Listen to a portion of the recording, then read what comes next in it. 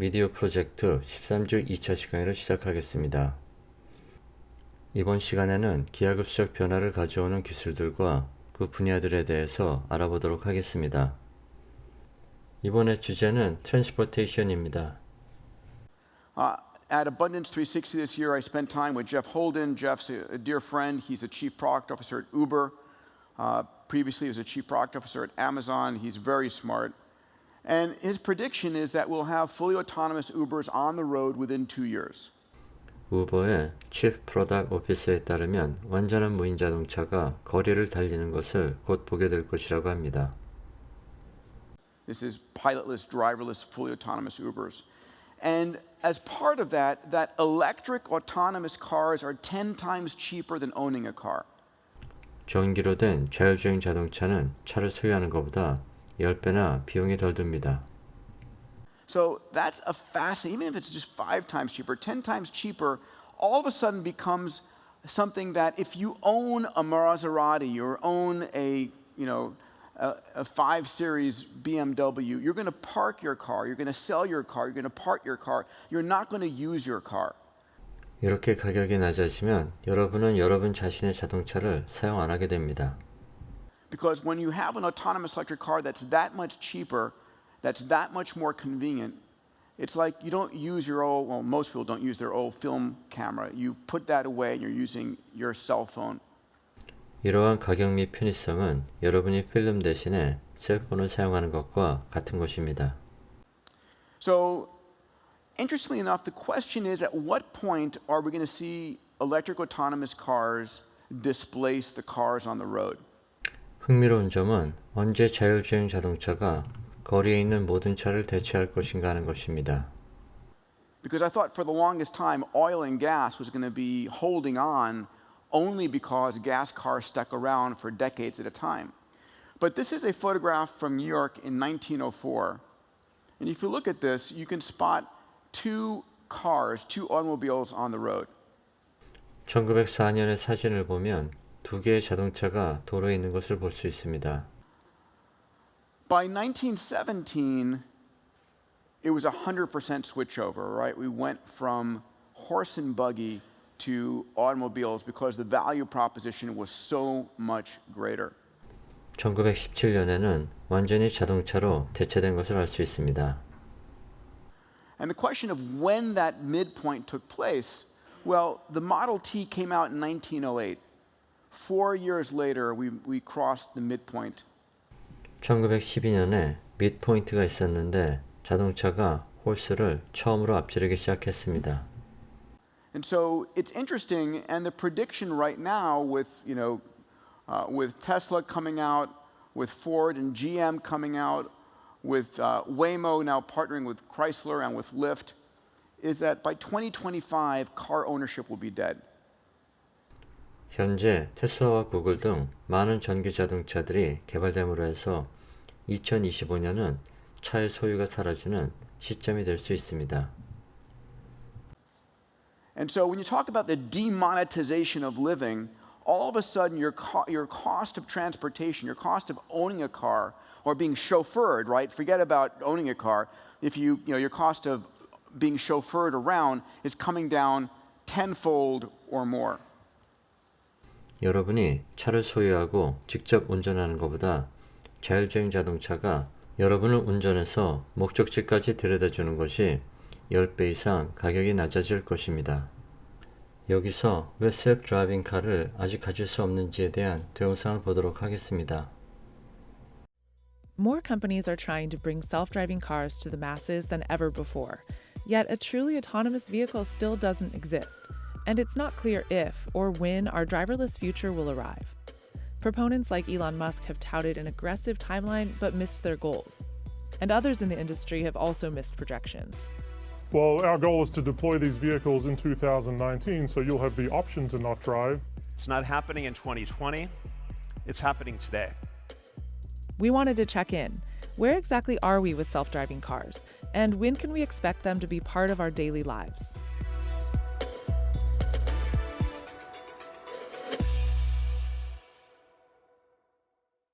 The current state of driverless cars is very interesting because we've passed what people refer to as peak hype, and we've entered what's called the trough of disillusionment, which is even people within the industry are saying, gee, it turns out this is a lot harder than we thought.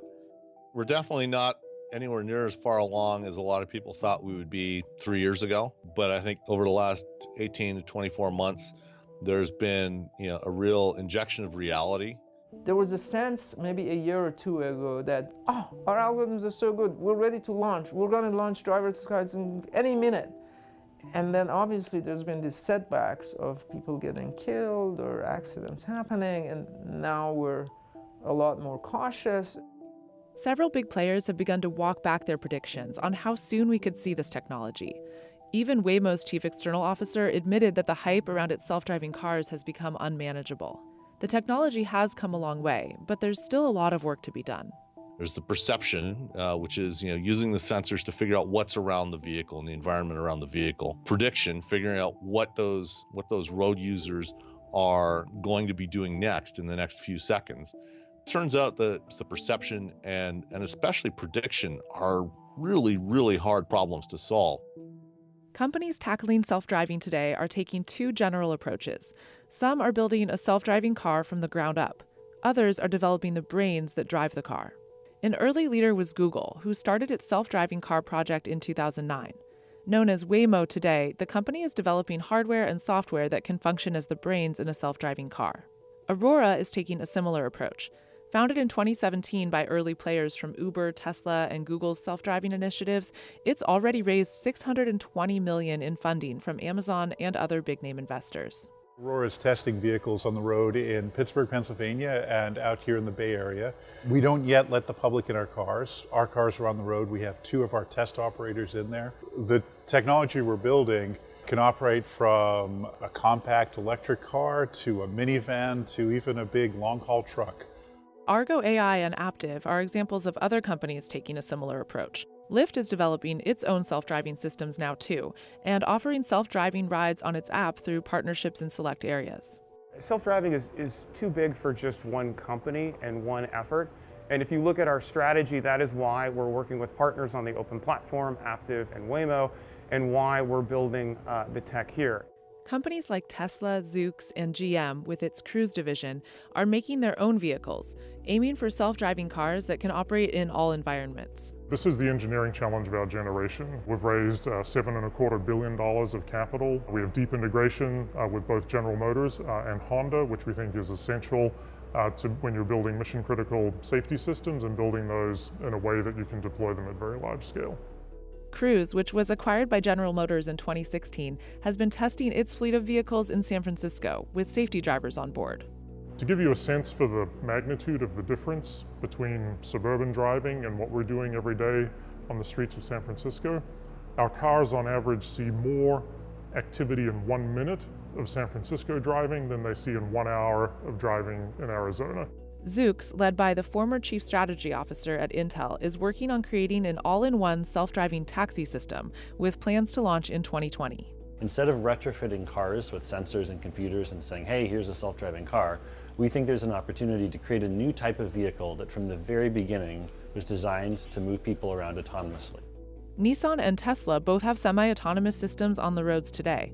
Tesla's has been available in beta on its vehicles since 2015, and drivers have been known to use the current system hands-free. Tesla's promising full self-driving software is just around the corner. It's going to be tight. It still does appear that we will be, at least in limited in early access release of a feature-complete full self-driving feature this year. I think Tesla is actually a lot further back than they would like the world to believe they are, because they are in fact so much more limited in terms of their hardware. Others are making self-driving shuttles that operate along designated routes only, or focusing on trucks with long-haul highway routes. And then there are companies like Ghost and Comma AI working on aftermarket kits, essentially hardware that could be installed in older cars to bring them new self-driving capabilities one day. For all players in this space, the path ahead is filled with challenges. Chief among them, proving the technology is safe. Driverless systems have to meet a very high safety bar that has to be better than a human before they're deployed at scale. There are no federally established standards or testing protocols for automated driving systems in the U.S. today, but there have been fatal crashes. A woman named Elaine Hertzberg was killed by an autonomous Uber with a safety driver who was paying no attention. This woman was crossing the street, walking her bicycle, should easily have been seen by the autonomous vehicle, was not, was run over, nobody stepped on the brakes. In 2016, a Tesla fan named Joshua Brown died in a crash while using autopilot hands-free in Florida. Other autopilot-involved accidents are now under investigation. Still, the industry is hopeful that autonomous vehicles will make the roads far safer than they are today. Really, the kind of 0 to 1 moment for the industry will be when we can remove those safety drivers safely and the vehicle can operate without the presence of any human. Others, like Elon Musk, have said, it's almost irresponsible not to have these vehicles out there because they are safer and will be safer than human drivers. Even if we could say that an autonomous vehicle was better than a human driver, it doesn't mean that an autonomous vehicle is better than a human driver plus all of the advanced driver assist systems we have.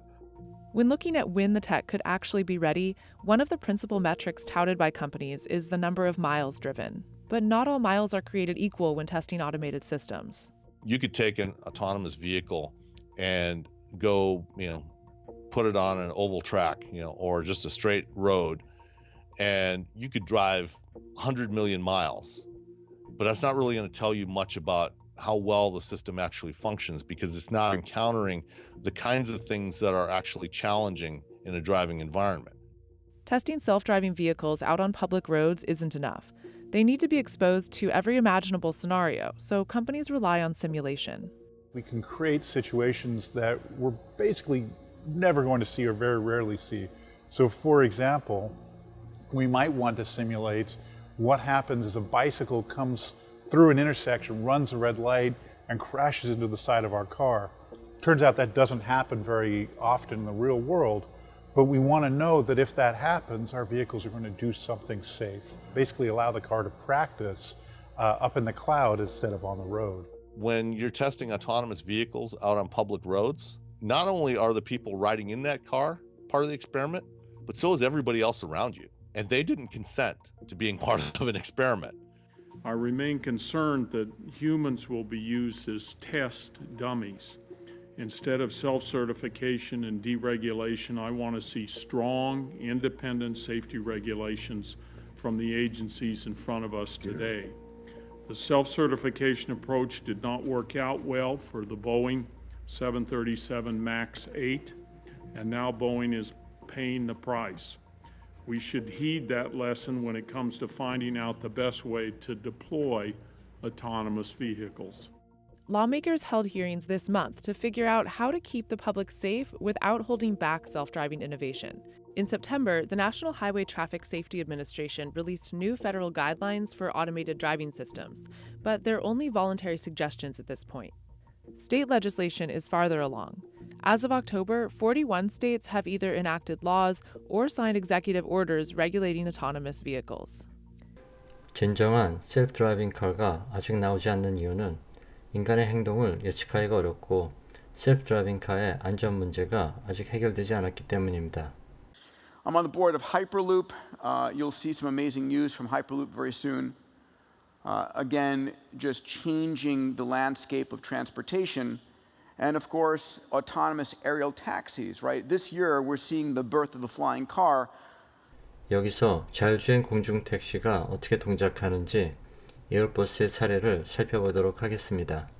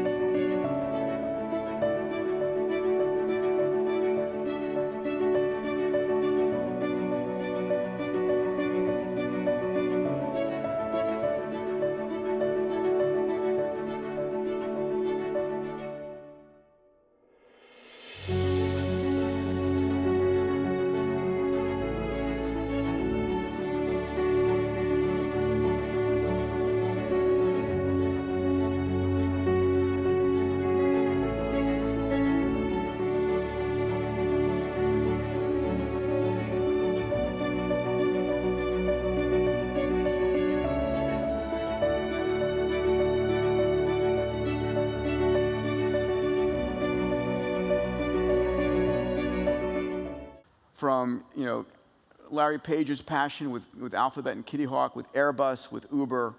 So the interesting thing, though, about autonomous cars and aerial taxis isn't the fact that they're demonetizing transportation, which they are. They're also going to demonetize housing. 트랜스포테이션이 디마니타이징 될 뿐 아니라 하우징도 디마니타이징 될 것입니다. So I live in Santa Monica, and my cost of real estate is extraordinary. And if I lived an hour away, my cost of a house, the same square footage, would be 10 times less. 지금 내가 사는 집에서 1시간 떨어진 집은 가격이 10분의 1밖에 안 됩니다. So imagine now that you can live any place, right? Because we've seen this incredible push of people moving into downtown cities, right? They move into the city because entertainment is there, because the work is there. But imagine if you could live an hour away from the city but sleep on your commute in. Or if you're flying with an aerial transport, you're flying in just 15 minutes. 도시화는 점점 진행되고 있지만 여러분들이 트랜스포테이션의 발달로 1시간 걸리던 것을 10몇 분에 간다면 큰 변화가 일어날 것입니다. So all of a sudden, we're demonetizing housing because we're living where it's cheaper, but still have access to downtown cities. 다운타운에 갈 수 있으면서도 하우징 가격이 훨씬 낮은 곳에 살 수 있을 것입니다. We're also going to start demonetizing housing because it's going to be cheaper to produce it. Let me share with you a short video from Abundance 360 this year with Avi Reichenthal on 3D printed houses. This is the latest. It actually happened in Thailand. This is a full-size house being 3D printed in 10 hours. Wow. And the speed and performance and intricate design that can be achieved now just boggles the mind. And this is at least, Peter, a 10x improvement over what we saw just a year ago. 이곳은 타일랜드에서 10시간 만에 집 전체를 3D 프린팅으로 지은 사례입니다. 코스트 퍼포먼스가 얼마 전에 비해서 10배 이상 크게 향상되었습니다. So, of course, labor is demonetizing, the labor to do repetitive tasks, the labor to stock boxes, the labor at the cashier. And what we're seeing are robots like this. Let me run this quick video and we'll talk about it after. Non-expert can program and operate the robot. 로봇은 이전에도 있었지만 위험했기 때문에 사람과 같이 일하는 것이 불가능했었습니다. 이제는 비전문가도 사이드 바이 사이드로 함께 일할 수 있습니다. They're interacting side by side with the robot right in the manufacturing floor. So they're directly manipulating the arm and easily training the robot. 로봇의 암을 붙잡고 일을 가르칠 수도 있습니다. So it's a dramatic expansion of where robots can be used and who can use them. 로봇을 어디에 쓸 수 있을지 또 누가 쓸 수 있을지에 대한 큰 발전이 있었습니다. This is Baxter and Sawyer, and these robots come in at $4 an hour of cost, right? So the largest purchaser of these robots now is China, because China wants to maintain itself as a manufacturing base. But as labor rates go up, the only way to do that is to replace labor by having robots. 이 로봇의 비용은 1시간에 4불 정도밖에 안 됩니다. 중국도 인건비 상승의 압박을 받고 있기 때문에 이러한 로봇에 관심을 가지고 있습니다. 다음은 에듀케이션에서 어떤 변화가 일어날지 보겠습니다. Education. We're in the midst right now of a $15 million global learning X Prize. This is $15 million funded by Elon Musk that asks an Android software package to take a group of children who are completely illiterate and take them from illiteracy to basic reading, writing, and numeracy in the course of 18 months. 일론 머스크는 엑스프라이즈에 1,500만 불 상금을 걸었습니다. 문맹인 아이들을 대상으로 18개월 만에 읽고 쓰고 산수를 할 수 있는 앱을 개발하는 것입니다. And my expectation is that in the very near future, and we're talking at most 10 to 15 years, the education of the poorest child in the world and the education of the son or daughter of a billionaire delivered by an AI will be equivalent. 앞으로 10년에서 15년 뒤에는 AI에서 교육이 되기 때문에 부잣집이건 가난한 집이건 교육의 수준에 있어서 큰 차이가 없을 것입니다. So we're heading towards a demonetization of not just education, but the best education. Delivering the education in the child's language, appropriate for their culture, appropriate for their background, appropriate for what they want to become when they grow up. So we're going to see a demonetization of education, where instead of education costing us a fortune, education is available effectively for free in the long run. 단순한 교육이 아니라 베스트 에듀케이션을 맞춤형으로 그리고 궁극적으로는 무료로 공급할 수 있을 것입니다. 어펜딕스입니다. 지금까지 시청하신 것으로 이번 차수의 수업이 인정됩니다. 셀프 드라이빙 카에 대한 추가 동영상을 보도록 하겠습니다. With regulatory questions looming, it's no surprise that self-driving companies are proceeding cautiously at first.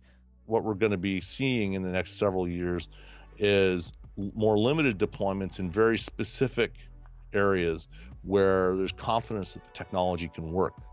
I think we'll see limited deployments of self-driving vehicles in the next 5 years or so.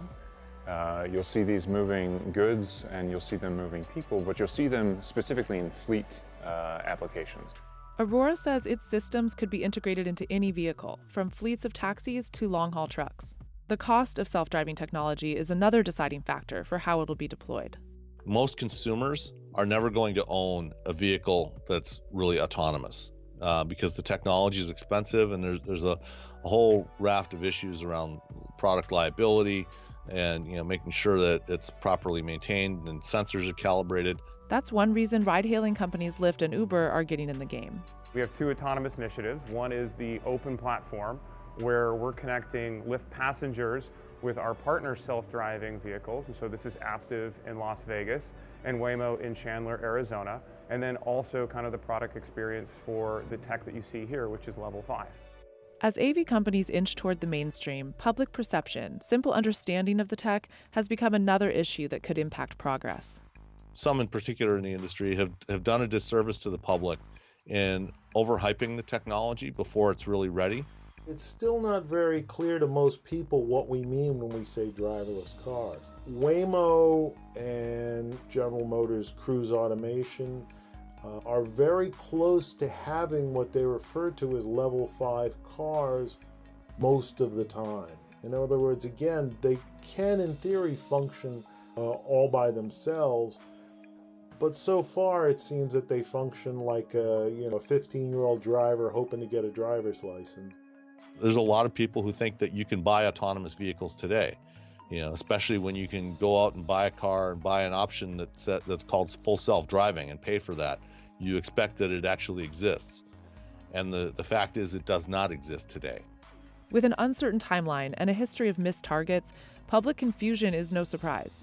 Despite big developments, most companies have recognized we are still years away from having truly self-driving cars as part of our daily lives. One big question is, when is the car ready? You have to have a good sense of all of the scenarios and all of the situations that the vehicle will need to encounter, and that just takes time. We expect level 4 vehicles to be feasible in small quantities within the next 5 years. And what that means is you'll probably see hundreds or maybe thousands of vehicles out either delivering packages or moving people through neighborhood or maybe hauling goods on our freeways. And now, even the experts hesitate to make promises on when true self-driving will get here. You always have to assume that the user is going to find a way to misuse the technology. Assume the worst and then design for that. I think it's a mistake to be over-promoting the technology and over-hyping it when it's still very much a work in progress. This is something we need to do with society, with the community, and not at society, and we take that very seriously. We're building mission-critical safety systems that are going to have a huge positive impact on people's lives, and the tech adage of move fast and break things most assuredly does not apply to what we're doing here.